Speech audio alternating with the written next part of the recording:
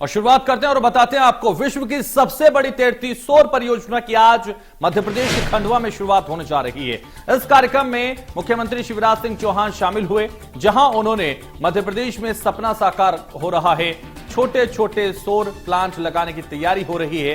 पानी पर solar panel बिछाने से बिजली का उत्पादन ज्यादा होगा और पानी की भी बचत होगी। साथ ही उन्होंने कहा है कि वर्तमान में आपको बता दें 5000 मेगावाट बिजली का उत्पादन हो रहा है। बिजली बचाने से ज्यादा जरूरी है बिजली को बचाना। तो ओंकारेश्वर फ्लोटिंग सौर परियोजना 278 मेगावाट क्षमता के एमओयू पर हस्ताक्षर। तो बड़ी परियोजना की सौगात दी जा रही। विश्व की सबसे बड़ी 600 मेगावाट की परियोजना है। करीब 2000 हेक्टेयर में सोलर पैनल्स लगेंगे। बारिश में जलस्तर बढ़ने पर भी बनाई जा सकेगी बिजली। तो ओंकारेश्वर फ्लोटिंग सौर परियोजना का लोकार्पण किया है मुख्यमंत्री शिवराज सिंह चौहान ने। 278 मेगावाट क्षमता के एमओयू पर हस्ताक्षर किए गए हैं। विश्व की सबसे बड़ी 600 मेगावाट की परियोजना, करीब 2000 करोड़ की यह परियोजना है। 278 मेगावाट क्षमता के एमओयू पर हस्ताक्षर मुख्यमंत्री ने किए। प्रसन्नता है कि हमारा एक संकल्प पूरा हो रहा है, सपना साकार हो रहा है। मध्य प्रदेश में नर्मदा मैया की कृपा सदैव बरसती है।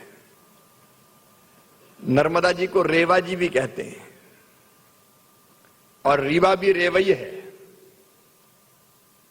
पहले हमने उस समय का सबसे बड़ा सोलर पावर प्लांट लगाया था 750 मेगावाट का। लेकिन ओंकारेश्वर का ये फ्लोटिंग सोलर पावर प्लांट, जैसा भी आपको संजय दुबे, गिरिराज दंडोतिया बता रहे थे,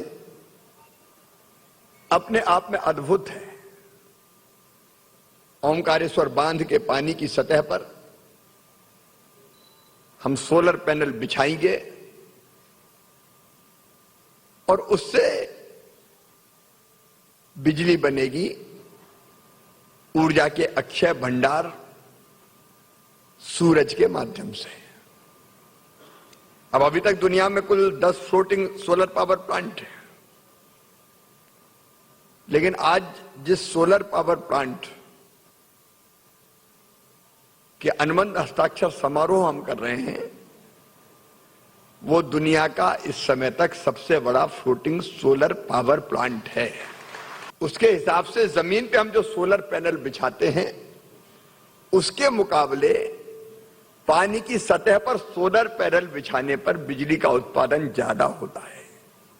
तो उतनी धरती पर या पानी की सतह पर हम ज्यादा बिजली का उत्पादन कर पाएंगे। और एक विशेषता जो अभी आपको बताई गई, मैं फिर दोहरा रहा हूं कि खुला पानी अगर भरा रहता है तो सूरज की गर्मी भाप बना के उसको उड़ाती रहती है।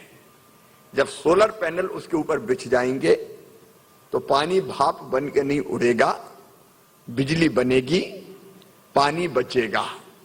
अभी मैं पूछ रहा था कितना पानी बचेगा, तो मुझे बताया कि भोपाल को 124 दिन पीने के पानी की जितनी जरूरत होती है, उतना पानी हमारे इस पावर प्लांट के कारण ओंकारेश्वर में बच जाएगा। रम्स की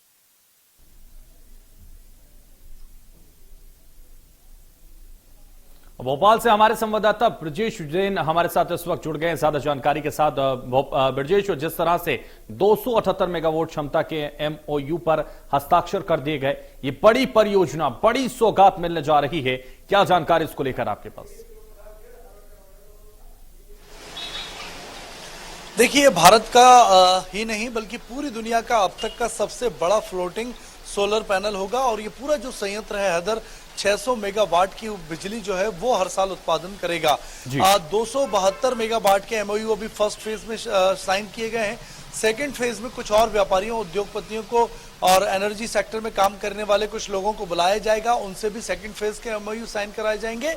लेकिन मध्य प्रदेश के लिए बड़े गौरव की बात है कि दुनिया में जहां सिर्फ 10 फ्लोटिंग पावर प्लांट है, वहीं मध्य प्रदेश में अब जो फ्लोटिंग पावर प्लांट बन रहा है वो पूरी दुनिया में सबसे बड़ा है, अनूठा है और अनोखा है।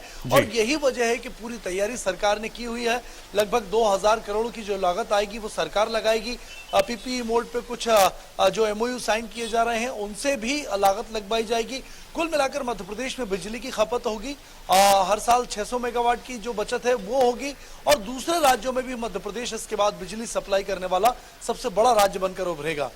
बिल्कुल, तो सबसे बड़ी सौगात अब मध्य प्रदेश को मिलने जा रही है। सबसे बड़ा प्लांट लगने जा रहा है ओंकारेश्वर में, फ्लोटिंग प्लांट लगने जा रहा है। लेकिन अगर हम बात करें जिस तरह से 278 मेगावाट क्षमता की हम बात कर रहे हैं और ये सबसे बड़ा होगा दुनिया के अंदर, ये वाकई गर्व की बात होगी हमारे लिए भी, क्योंकि मध्य प्रदेश में लगने जा रहा है। लेकिन अगर हम बात करें जिस तरह से ये बड़ी सौगात दी जा रही है, इसमें एक और खास बात यह है कि पानी इससे बचेगा। ये बेहद महत्वपूर्ण होगा, न सिर्फ बिजली बचेगी बल्कि पानी भी बचेगा। ये भी एक खास बात है इसके अंदर।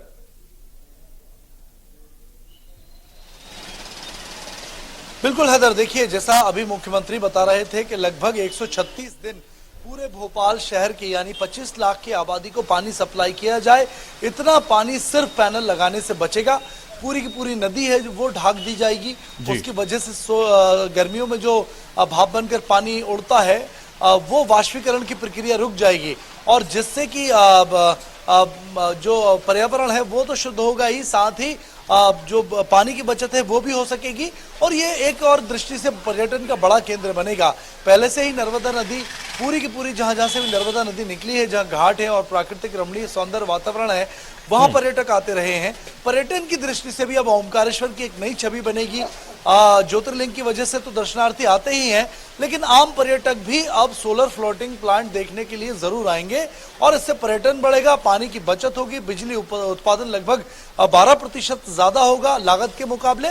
तो तीनों ही मामले में जो है वो मध्य प्रदेश के लिए गौरव की और बड़ी बात है।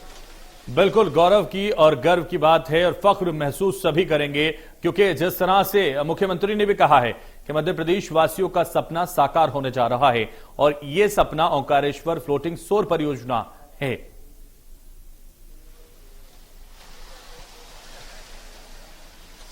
देखिए मध्य प्रदेश में अगर सालाना अभी बात करें तो 12,000 मेगावाट बिजली की जरूरत पड़ती है और मध्य प्रदेश में 10,000 ही उपलब्ध है। 2,000 मेगावाट बिजली का जो डिफरेंस है वो गर्मियों में देखने को मिलता है जब बिजली कटौती शुरू होती है। गुजरात और दूसरे राज्यों से सरकार को बिजली लेनी पड़ती है। लेकिन ये जो सोलर स्कीम सरकार लेकर आई है उसके तहत अब तक लगभग 250 मेगावाट के पहले ही प्लांट लगाए जा चुके हैं और 600 मेगावाट का ये जो प्लांट लगेगा उससे मुझे लगता है काफी हद तक भरपाई हो सकेगी। फिर जो गैप रहेगा वो सिर्फ 1000 मेगावाट का ही रह जाएगा सरकार का। और जैसे मुख्यमंत्री ने आज ऐलान भी किया है कि आगे जो सोलर सेक्टर में जो कमी है मध्य प्रदेश को लेकर उसकी भरपाई सोलर ऊर्जा से की जाएगी। तो ये सूर्य की जो ऊर्जा है वो असीमित है, अनलिमिटेड है, सिर्फ रखरखाव की प्लांट लगाने के बाद जरूरत होती है। लगभग 30 साल तक इसमें कोई बहुत ज्यादा खर्च नहीं आता है और यही वजह है कि सरकार अब सोलर ऊर्जा पर ध्यान दे रही है और मध्य प्रदेश में जगह जगह ये बड़े बड़े प्लांट जो है वो लगाए जा रहे हैं। बिल्कुल, तो बहुत शुक्रिया ब्रजेश हमारे साथ जुड़ने के लिए, तमाम जानकारी हम तक पहुंचवाने के लिए।